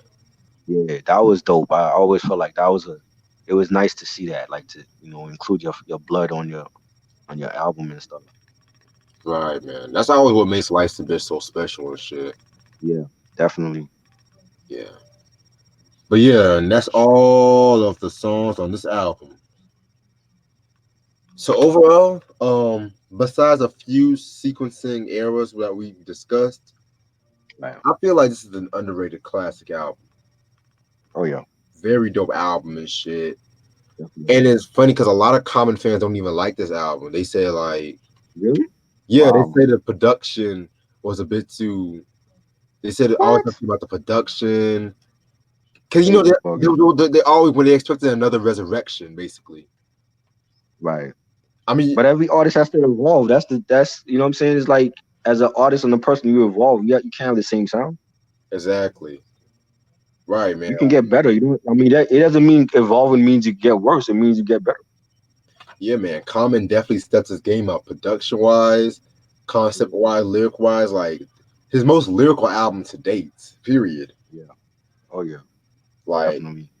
for real, man. Like fucking hungry, invocation, my not my Mm. say because spoken word, making a name for ourselves. Like the punchlines he was doing, like he definitely steps his game up with his fucking album and shit. I'll give Definitely. this a 4.5 mics. For real. Okay. Yeah, man. I think they re-released this album years ago, but I don't know if it's still in print. What did it? And It's out of print as far as I know. it was out of print. Yeah. Really? That's true. That's true. Most of this shit is though. Like like the early stuff is most of the early stuff is out of print, and then what's it like what if a chocolate that I think that's still available in Of course. Electric Circus and those the 2000s albums, except for B is out of print, but like the others, like Wait, his shit now, like the shit that he dropping now, like that shit is available, but his earlier work, his best earlier work is like out of print. you said B is out of print too? Yeah, B's out of print. Get out of here. And It that's is like it's that's out his of most print. successful album. That's out of print. Wow. Like what if a chocolate is available? I think that's still available. Electric Circus is still available. Yeah. Um, and then like the stuff this Finding F- out now Finding Forever, I think that's out of print as well. But the stuff after Finding Forever, like the Dreamer, the Believer, and Make America Black Again, those are still available. Nobody Smiling, yeah. Wow. But like all the other stuff, like Universal, even that album, Universal Mind Control, that's out of print. The album sucked anyway. I didn't care for that shit.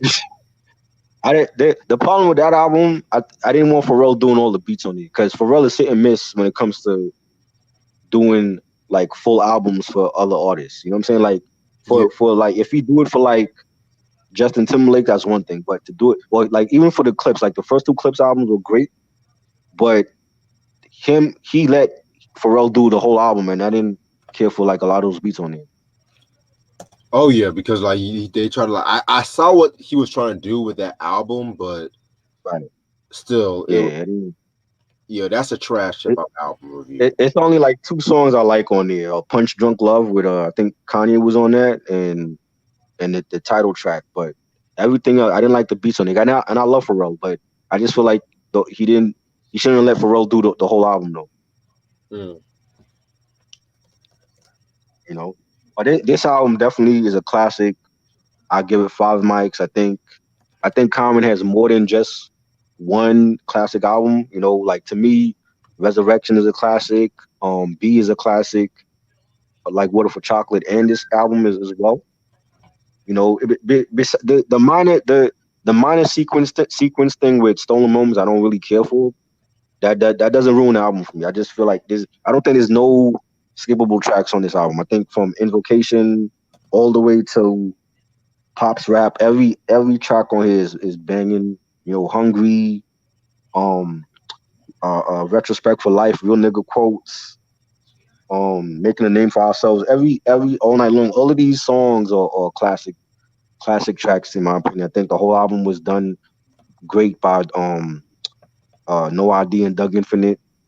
You know, Oh, the collabs were great. You know what I'm saying? Like he held his own with De La. He held his own with Cannabis. You know, I definitely I think it's always been one of my favorite Common albums. And I mean, I don't know, like for real Common fans, for whatever reason, if they don't like this album, then they need to get their head checked because I think this is definitely a classic album. You know, whether it's slept on or not. yeah. But I prefer his early stuff. Like I said, like Resurrection, this album, like Water for Chocolate, um, B. I like Finding Forever. I know some people don't like that album. I think Finding Forever was a dope album as well. You know, Oh, Electric Circus that has some joints on there too. You know what I mean? That was slept on. You know, I prefer those albums. Like the stuff that he's dropping now, I don't really care for. But this album is definitely Common in his prime. Yo, like he was in his bag lyrically. yes. Production was on point. You get that real boom bap East Coast production, and he's from Chicago, and he never it never felt like he was actually from there. Like he didn't sound like he was from Chicago. You know what I mean? Like Uh, Twista, like the Brat or whatever. But I love this album. Definitely one of my favorites. Definitely a classic. Five Mic album. If you don't have this, somehow, some way, get this album. You know, it's just as great as Resurrection. It's just as great as like Water for Chocolate and Beat, in my opinion. Yeah, yeah, man. And I'm glad you mentioned, like Water for Chocolate because I feel like right, with this album being sandwiched in between Resurrection and like Water for Chocolate, it right. definitely gets like its fair share of forgetfulness and stuff like that, you know. It does, and yo, like I could understand. Like the other night when Steven said it, like Water for Chocolate is overrated. I could understand where he's coming from because Yeah. when that album dropped, that album was everywhere. You would think that was like the fucking Bible. Like I'm like, yo, like the album is great, but it would. I just felt like that's the only album people were talking about when it dropped. They didn't talk about no other album when for that year. It was like Water for Chocolate. Everybody kept talking about that album. Like the promotion was everywhere. It was all over the subways. It was in on street corners. I was like I saw commercials for that album being played. I was like, yeah, that's a great album, but I don't feel like it was the best of when was that 2000. Yeah, 2000. Yeah, I'm like it's a classic album, but it's not the only classic Common has, yo. Like give the nigga some credit. He has other classic albums as well. And that's how people the same year like Water for Chocolate came out was the same year Stankonia came out too. Right, And a lot of right. people always say that Stankonia this, Stankonia that. They don't give shit to like Southern Playalistic, Right. ATLians, Aquemini and shit Mhm. like that. They don't give them the Stank, shit. Stankonia, Stankonia is dope. That was the year I actually saw Outkast in concert. It was 2000. They had the Stankonia tour. That's a dope album. You know, Red Velvet. They performed and we love these hoes and B.O.B. and that was a dope album. That's not my favorite Outkast album. My favorite is AT Aliens and Aquemini. But the Stankonia is a dope album, but it was like that year of 2000. That's the only album people kept talking about was like Water for Chocolate. And I'm like, yo, did they forget about Resurrection? Did they forget about this album that we just talked about? You know what I'm saying? I'm like, Common is not no one classic album dude. Like he got more than one classic album in his discography. He do. You know, He got more than one classic it's album. just like Is like it's just like they looked at Common like they looked at Nas. Like Nas only got one classic album. No, Nas have Illmatic, but he got It Was Written as a classic as well. I You don't even know, think I Stillmatic is a classic. You know, I am that. I mean, some people say it's a classic or near classic. You know what I mean? I thought it was a great album too. So I don't look at Nas like he just got one classic album. I don't look at Common like he just got one classic album. yeah, same. You know, it's like you give these dudes some credit. Like, dude has like at least four classic albums in his discography, man. That's more than most. Yeah, I even like Electric Circus. I don't give a fuck what nobody says. That I have to revisit that album. That has some banging joints, but I don't think it's a classic. But you know what I mean. But he got some classics in his discography, man. Let's not say that this dude only got one classic album because he don't. Yeah, because like I You remember know. that one nigga on YouTube left a comment talking about why I like Common so much. I'm like, nigga, cause I Uh-huh. fucking like Common, nigga. Damn. And I don't feel like he's discussed about a lot. You know what I mean? I mean, at one point he was, but I feel like once he went Hollywood and everything, and people feel like his sound got soft or whatever.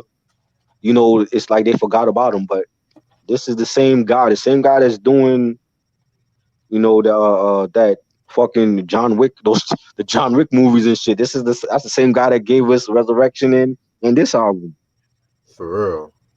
You know, if Like, anything, I feel like he needs to go back to that gritty production. He needs Premiere, give him some tracks. We need No ID again and Find Doug Infinite. You know what I'm saying? That's the common sound we need again. Even with B, I think Kanye did a phenomenal job with the production on B. B is a classic album.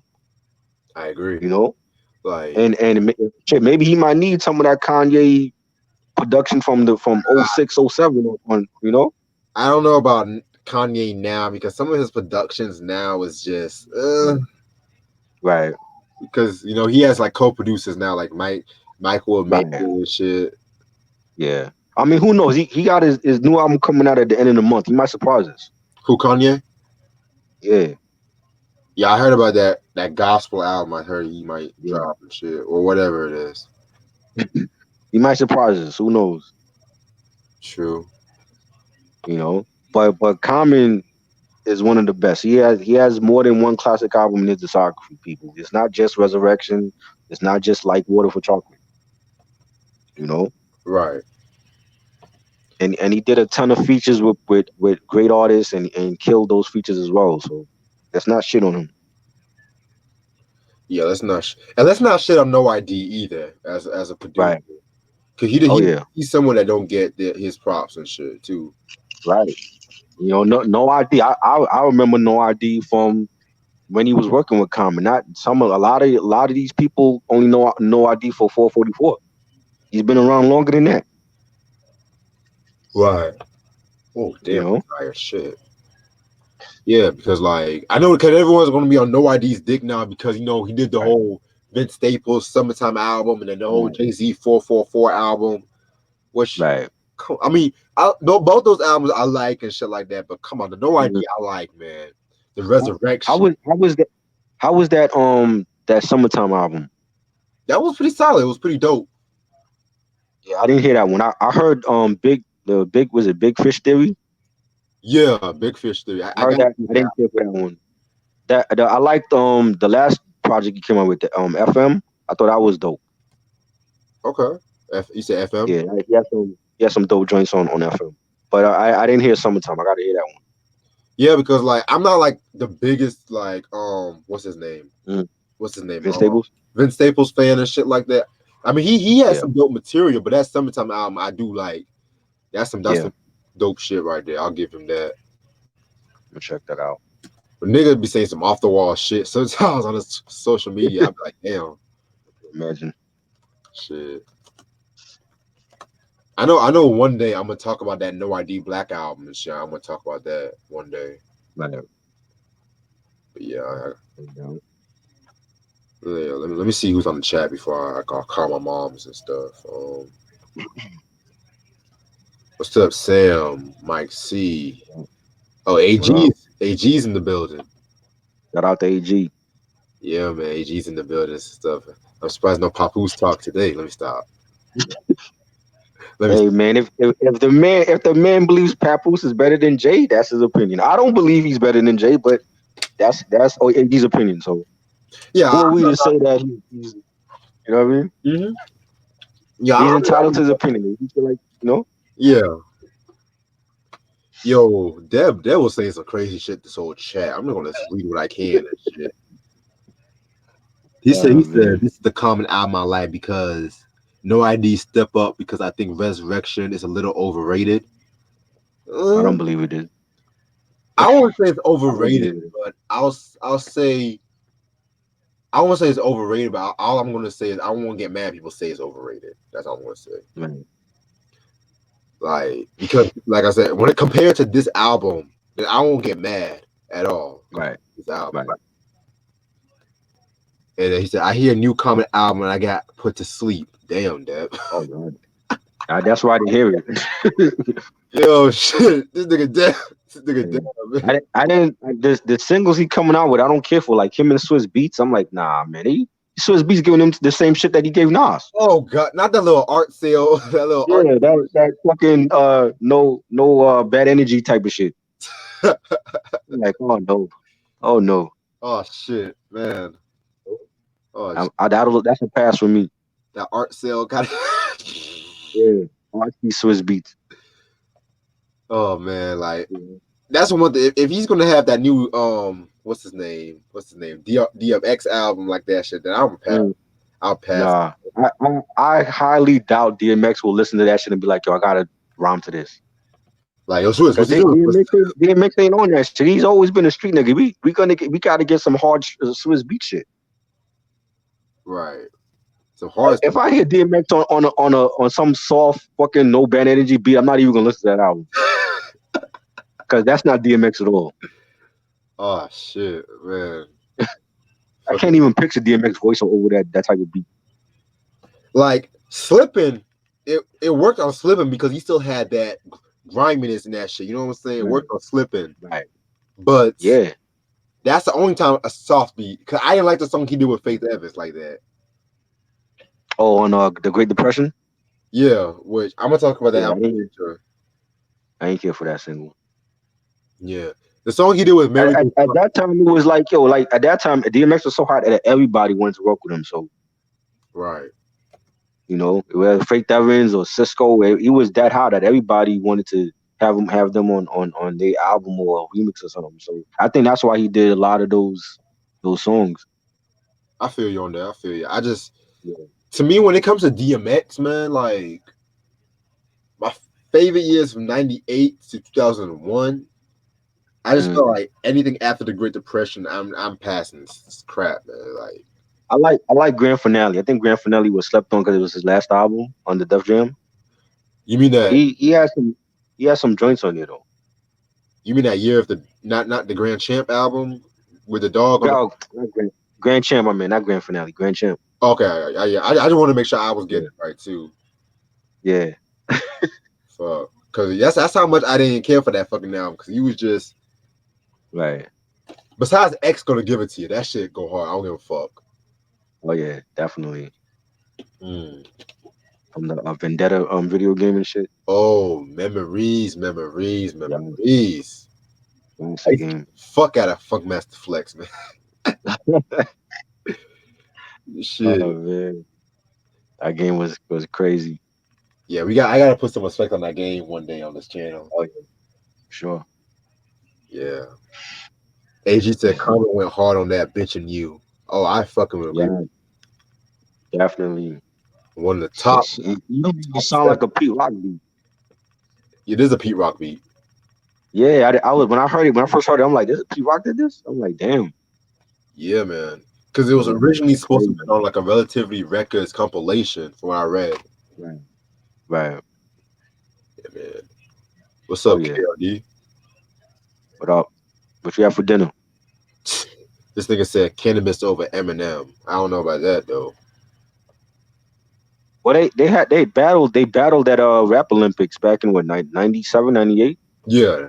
Yep. They had a battle and I believe Cannabis made like some like song where he was like Stan and he was like dissing Eminem. Yep. Mm-hmm. Talking about I you remember that shit. here. Yeah, cause I was like all over the internet at that time when he came out or whatever. Like I would love to see them battle. I always thought they both were good were great lyricists. So I would like to see them battle again. True, like especially like late '90s, maybe early 2000s. Yeah, you Let's know. see. Mike C said Big Willie style got some joints. That's Oh, a classic album with me, man. Like Trackmasters. all over that album, and you got Can't Blow on there, Left Eye from TLC on there. Rest in peace, Left Eye. Yeah, man. I love Nas, that album. Nas Ghostwriter. Yeah, Nas goes right for him. You know, My only gripe, that's some good. yeah, my only gripe. I wish Just Cruising was on that album. Yes. Well, you see, I have the Men in Black soundtrack. It's on there. But if you don't have the Men in Black soundtrack, it's like, yeah, you're like, well, why did he release that for Men in Black and not put that on the Big Willie style album? I don't understand that. Yeah, hold that thought. I'm gonna check something. Yeah. Cause they're both under the same label. It was Columbia Records. So Right. Because he has yeah, I fucking never understood he that. has Men in Black, but you don't have Just Cruising. But Right. I don't get that. come on, Will. Yeah, man. Come on, Will. Damn. Wait. Men in Black blew up so much you have to put it on the album though. Exactly. You know? Like this nigga Will made some quotables on that Just Cruising track, man. Like, come on. Yeah. Whoo! Yeah, man. That was good. That fucking beat, man. Whoo! Yeah. Oh yeah. Jesus Christ. Um, Mike Yeah, said, y'all man. see the new Bad Boys trailer? Man, I didn't see that shit yet. I saw it.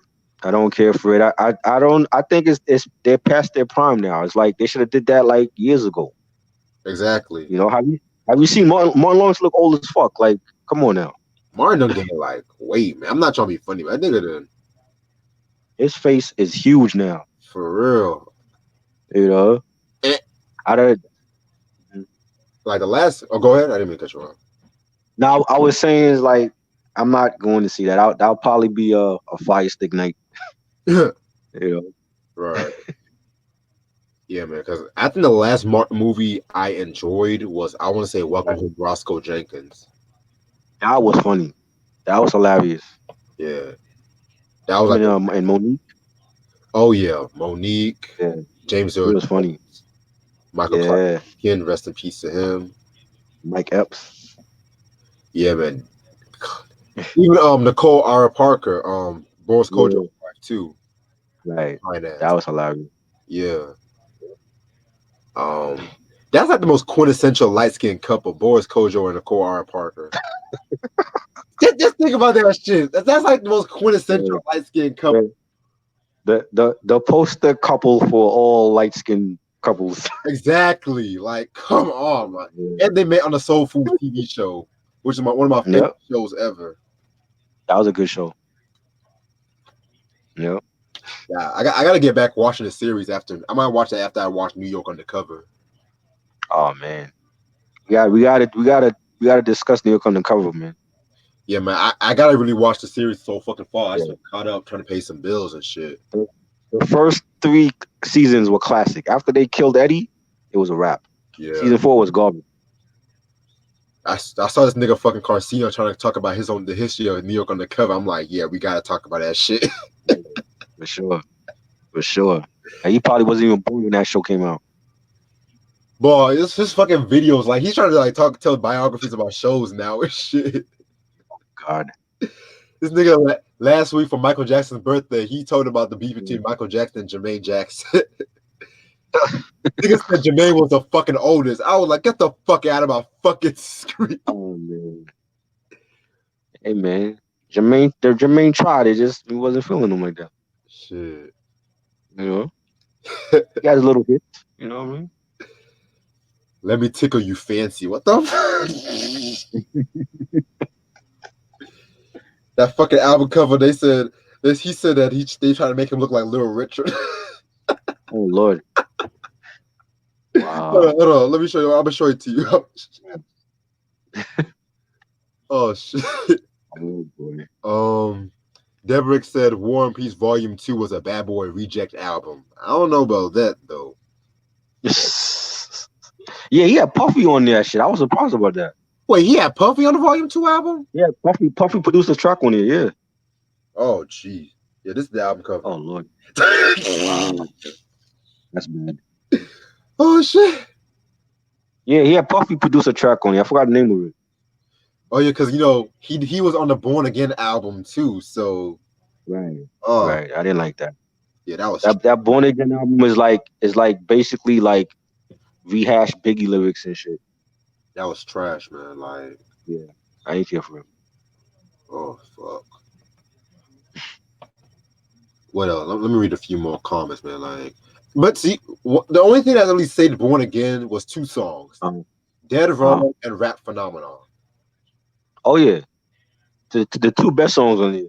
Right. Everything else, You know? Well, I think he actually did rap phenomenon with Red and Meth, right? yeah. But it wasn't released or whatever until Born Again. Right, man. Like, they had the Right, fucking remix of Come On Down and shit, which I always prefer the right. OG version. I don't care what no one says.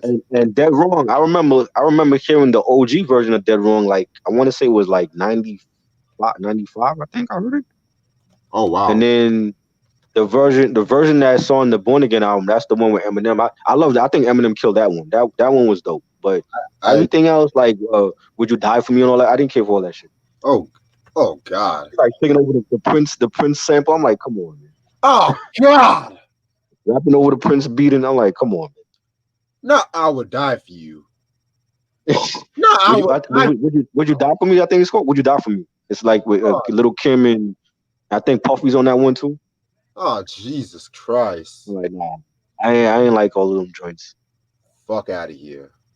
You know, Um, unless it's like stuff that he already recorded before he died. That's the only way I want to hear like a posthumous album. I don't want to hear shit that they just made up.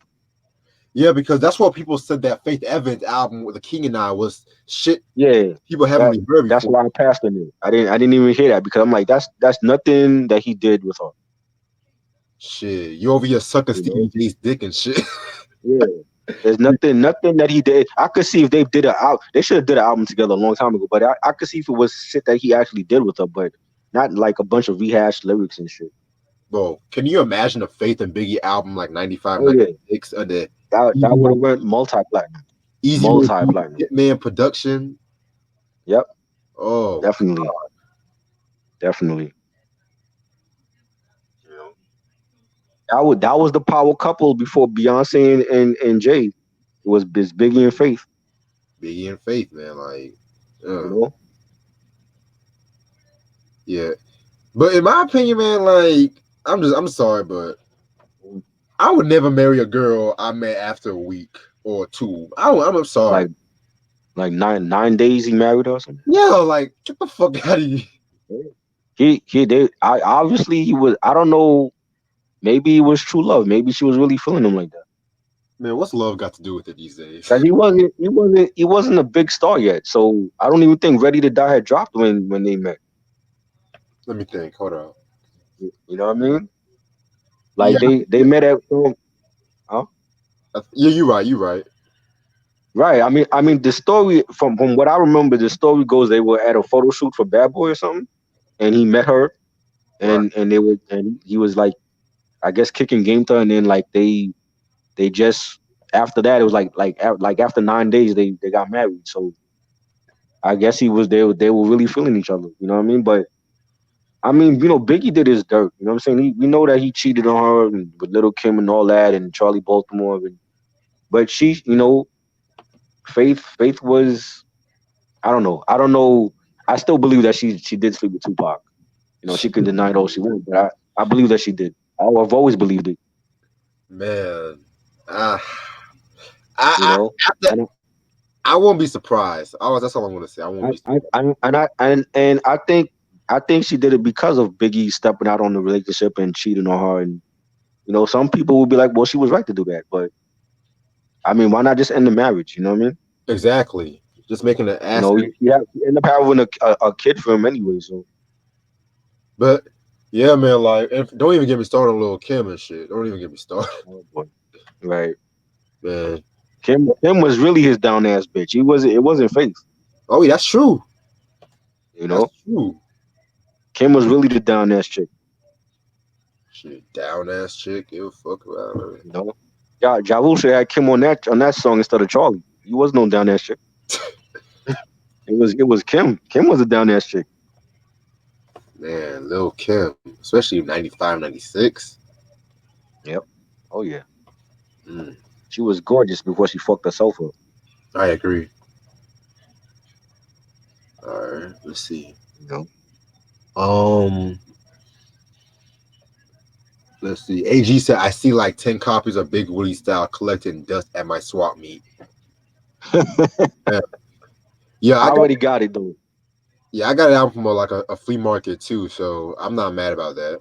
I got it when it came out, like back in the what was that 90, 97, 98 that came out? Yeah, 98. 98, yeah. I mean, yo, I know people shit on Will. He's Hollywood now, but I think the album is dope. Like for him to come back and and and and say like, yo, I'm not gonna do this with Jazzy Jeff. I'm just gonna be all me. And he got the track masters were like one of the hottest producers at that time. He got the track masters doing the music. I thought that was dope. Yes, track masters, man. Like, You know, and people need to stop shitting on them motherfuckers too. yeah. Those niggas, like the amount of hits they have for both pop and rap is amazing. Like Exactly. they did shit for Core Mega, for Nature, for 50 before Get Rich or Die Trying. You know, I'm Right. talking about like Power to Dollar 50 they were on. You know what I mean? They did that album and shit, Yes. you know? And still maintain their pulse on the mainstream by doing shit for Mariah Carey and fucking R. Kelly, everybody, man. Like that's a legendary production team. Yeah, man. Like fucking even the shit that they did with Coogee Rap and the Real Roxanne Yeah. too. Let's not forget about Right. that. And even Roxanne Exactly. Shantae. Yep. You know, Like they're they not they all. they're I was just saying they're not always Mr. Smith. It's not always it was written. They done right. shit for hella niggas. Oh yeah. Oh yeah.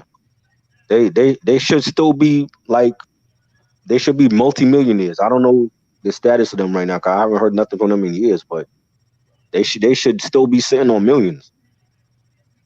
I agree. I definitely agree with you on that. But You you know? know that everyone's gonna post their financial status on fucking what's that shit called? Forbes or whatnot.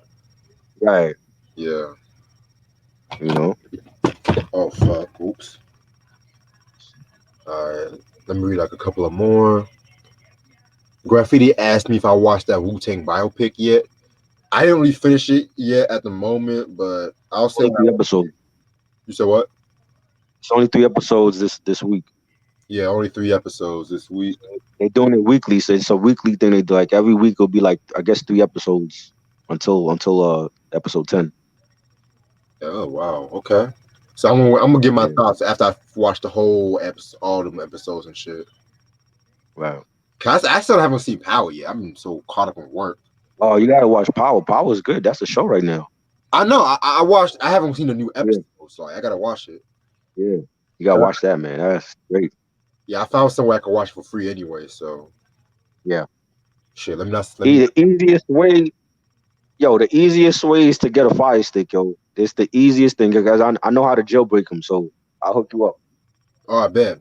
I'll definitely You get my. get everything for free. You get all the new movies for free, the TV shows, no matter what streaming service they on, whether it's Hulu or Amazon Prime or Okay. Netflix, you'll get all of it for free.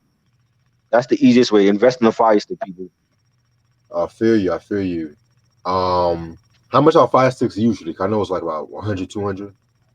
Nah, they like on Amazon. If you have an Amazon account, it's you could get it off for Amazon for like 35, $50. Oh fuck. Okay, bet. Yeah, it ain't no. It's not expensive no more. They used to be expensive when they first came out. They're not expensive no more. Okay. You Bet. know, and that's the e. That I told Mike last year you need to get one because he could get all the free shit on it.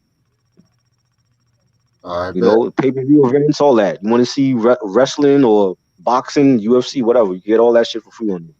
Even like Showtime shows, like Showtime documentaries and All stuff. that, all that. Because because they have apps where you can get all movie and TV shows for free on it, like no matter what streaming service they're on.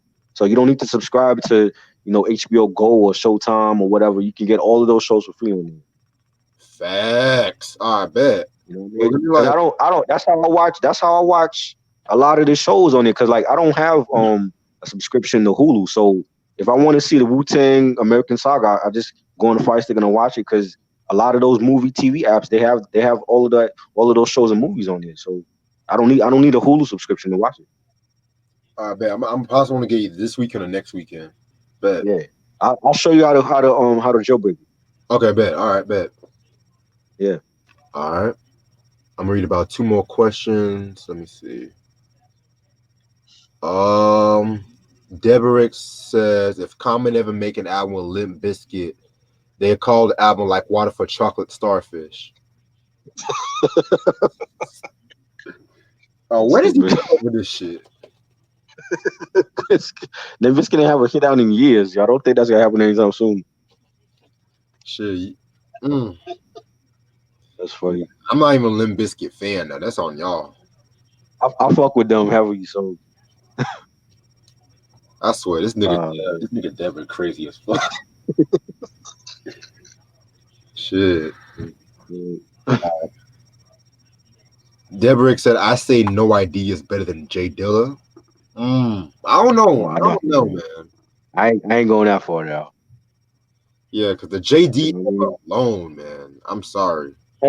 And I identify with JD when he was known as just JD. He wasn't even known as Dilla back then, right? When he did the Lab Cabin California album, classic Far Side album, Right. love that album. When he did, you know, the remix for Keith Murray, the rhyme off the Ooh. Enigma, Ooh. fire. You know, when he did the fucking what's the Tribe album? Beats Rhymes and Life. Yeah, He was still JD. He wasn't even known as Dilla then.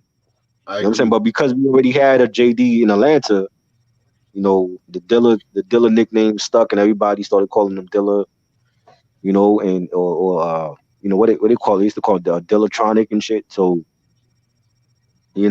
but that's the Dilla I identify with from back then. But now, like, with Donuts and all the other projects he came out with Slum Village and all that, people call him Dilla. But I think he is a legend. I don't think he's overrated at all. Yeah, I I, never. I think the fan base now is overrated. I think the fan base, like the fan base that he has now in this day and age, is way different than how it was back in the '90s. I see. There's a lot of people that's claim they Dilla fans and they can't even name one song he produced. Except for the song he did with Common and shit, but Right, right. Except yeah, so for they identify with the Common album, but he's done other countless other albums for other artists. So right. he did shit for Raekwon. He did shit for Jamiroquai. He did shit for you know Busta Rhymes. You know what I'm saying? The Busta stuff I think was like some of his best work. What shit did he do for Jamiroquai though? Jamiroquai, he did the remix for Black Capricorn. Oh fuck! So send that to me Yeah, when you have a that shit, chance. yeah, that shit is fire. It definitely that I love that remix. Yeah, I've always fought with Jamiroquai on the low. Sometimes, you know. Oh yeah, I fuck with him definitely, definitely. They're definitely a dope group. The last album, even the last album they had, the Automation, that was a dope album too. Yeah, man, I gotta hear a lot of their albums and shit. I gotta retrace their discography. I never knew they had the Yeah, highest selling funk album though. That's crazy. yeah. Yeah, that You know, I virtual. always, I always like this stuff. Yeah, man. Fuck with them. But yeah, I'm Hmm. gonna definitely call it a night though, cause I gotta finish up some Yeah. stuff, call my moms and stuff. All right. Yeah, appreciate for coming. Hope you do feel better and stuff. Thanks, man. Appreciate it. No problem. And thank y'all so much for watching. As usual, make sure y'all listen to this album. One day it'll make sense. Must have in your collection. And it's your boy Reg here. Yeah. Sign off on y'all. Peace.